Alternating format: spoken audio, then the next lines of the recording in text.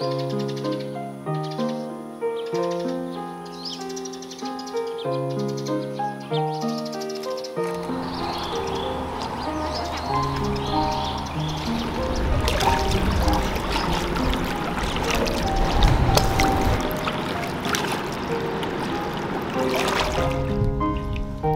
sâu ghê.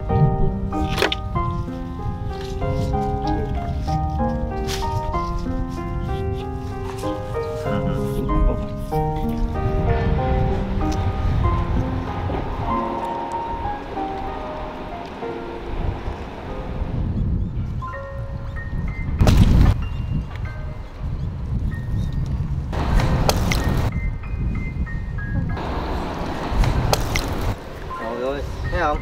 Con này nó mập, nó mập mà kiểu nó cái này á là nó dinh dưỡng nó lên hết rồi, còn cái này nó còn nhiều lắm. Thì chấm mắm à, mắm kho Út. Dạ.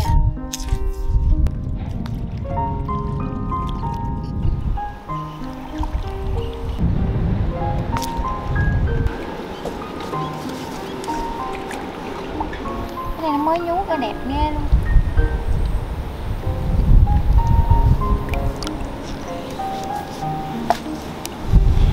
Thấy luôn cái này. Đó có cái 3 cái nụ luôn. Thấy không?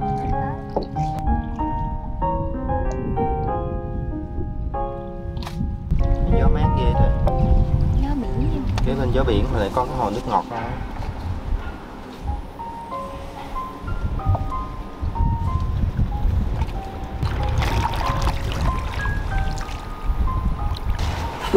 Cũng khó bước lắm không? Khó mà thấy không? Em chuyên nghiệp rồi đó. Bước khó mà.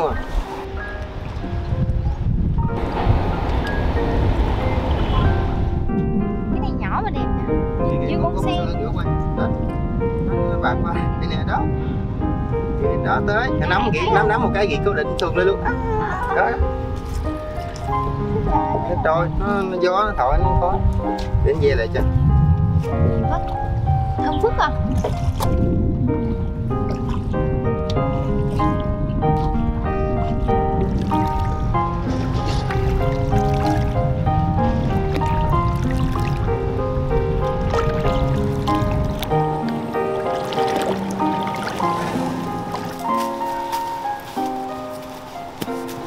Rồi, có rửa không?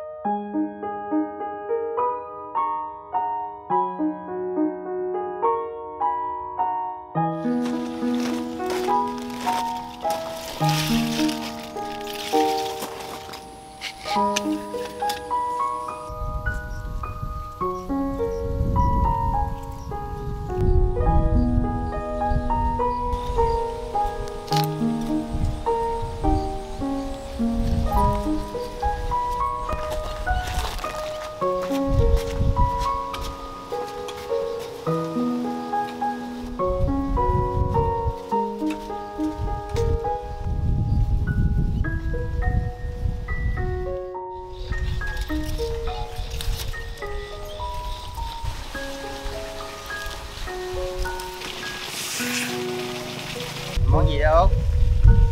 Bông súng nhúng đậu mắm lên đi. Với lại các con súng xào mỡ quá. Mắm gì? Mắm cá linh. Có mắm cá linh luôn à? Mắm cá linh. Thôi, này đang mùa này. Anh đến xiên không? Anh đi xúc tép đi làm thêm gỡ mình. Cái rong hả? Dạ, cái rong nữa.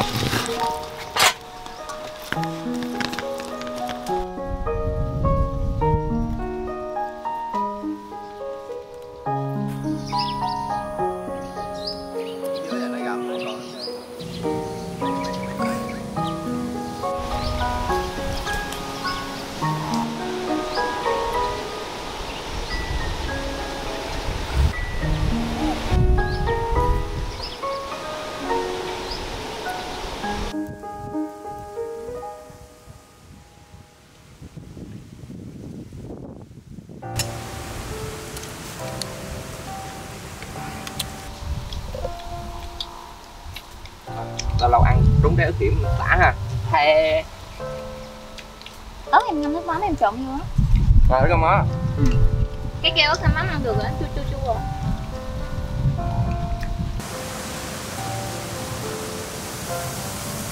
Có một cái view mà nó tán cây, mình ngồi sát mình cái hồ nước ha, mát.